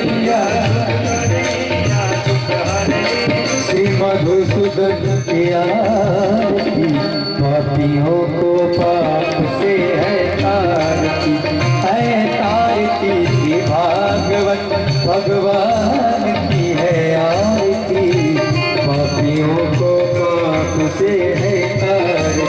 यह मधुर बोल जगपत बोल सन मार्ग बताने वाला, दूरी को बनाने वाला। मधुर बोल सन्मार्ग बताने वाला, बिगड़ी को बनाने वाला। श्री राम यही घनश्याम यही, श्री राम यही घनश्याम यही, प्रभु की महिमा की आरती। पापियों को पाप से है तारती, श्री भागवत भगवान की है आरती। पापियों को पाप से है परिपूर्ण गौरव सुरावतार, संसार सार तुझके प्यार। भावत कम हृदयारविंदे भव भवामि वैष्णव नमामि। त्वमेव माता च पिता त्वमेव, त्वमेव बन्धुश्च सखा त्वमेव, त्वमेव विद्या द्रविणं त्वमेव, त्वमेव सर्वं मम देव।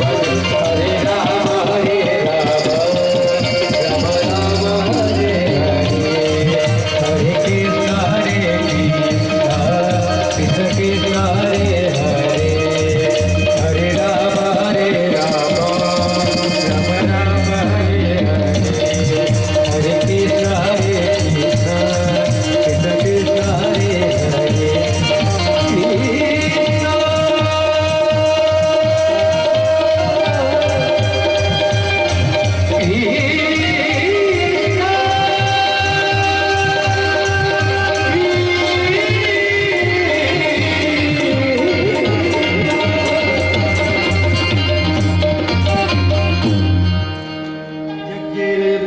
देवास्तानि धर्माणि प्रधान्यासन्न, ते हनाकं महिमानः सन्ति यत्र पूर्वे साध्याः सन्ति देवाः। नाना सुगन्धि पुष्पाणि ऋतुकालोद्भवानि च, पुष्पाञ्जलिर्मया दत्त गृहाण परमेश्वर, गृहाण परमेश्वर। जलेन शीतलीकरणं पुष्पैः देवताभिवन्दनं महात्माभिवन्दनं मंत्रपुष्पाञ्जलिः। हारार्तिक्य समर्पणं हारार्तिक्य ग्रहणं। धर्म की अधर्म का प्राणियों में गौ माता की, सत्य सनातन धर्म की, सत्य सनातन धर्म की। नमः पार्वती पतये।